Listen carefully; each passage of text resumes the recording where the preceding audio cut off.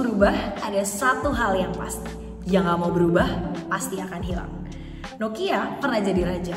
Mereka bukan cuma sekedar membuat ponsel aja, tapi mereka justru yang mendefinisikan komunikasi manusia. Tapi justru di puncak kejayaannya, mereka berhenti penasaran. Mereka lupa kenapa mereka berinovasi.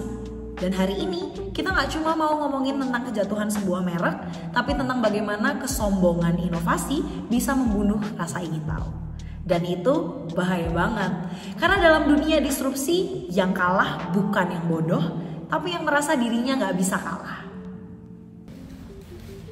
Halo, perkenalkan aku Nur Latifah Hasanah dengan NIM 2702274646. Halo, namaku Aurelia Adriana dengan NIM 27022789. Hai, namaku Anya Mira, NIM 27022737776.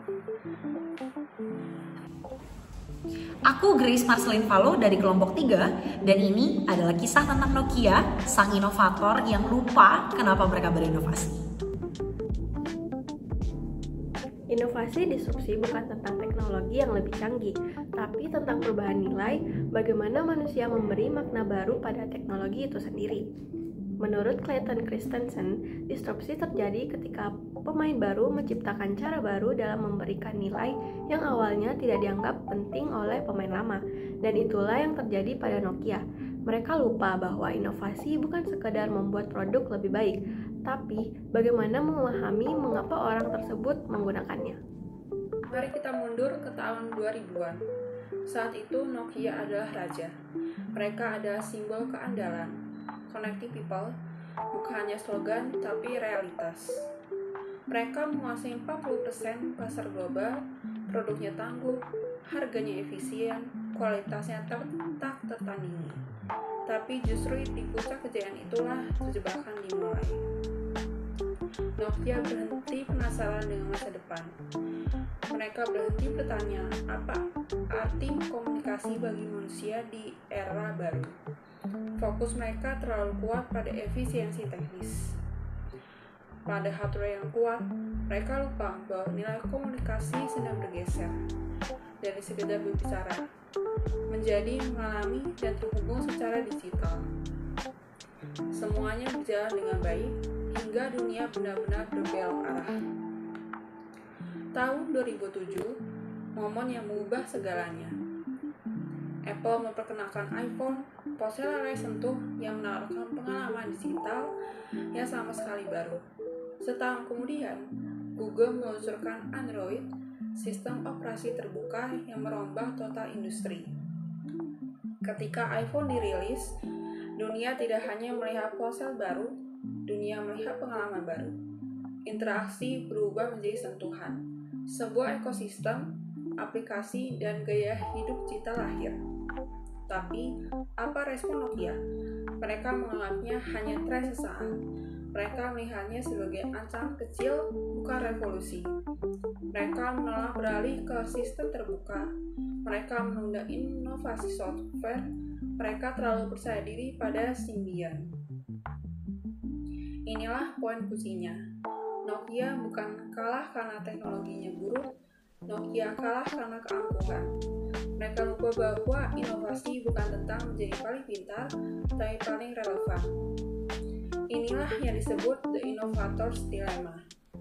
Pemimpin pasar gagal berinovasi karena terlalu sibuk mempertahankan model bisnis lama. Sementara Nokia sibuk memperkuat hardware dan bertahan pada sistem Symbian yang tertutup, para disruptor menciptakan logika baru. Apple membangun closed ekosistem dengan pengalaman pengguna yang emosional dan estetis. Google membuka open source platform yang memberi ruang kolaborasi tanpa batas. Singkatnya, Apple dan Google beroperasi di kuadran disruptif. Mereka tidak menjual perangkat, mereka menjual pengalaman digital manusia. Sementara Nokia, mereka bertahan di kuadran sustaining. Hanya memperbaiki produk lama tanpa mengubah nilai dasarnya. Kesalahan fatal terjadi. Nokia bukan kalah karena teknologinya buruk, tapi karena arogansi inovasi yang menolak untuk beradaptasi. Era pun berganti. Disruptor utama dalam kisah ini adalah Apple dan Google.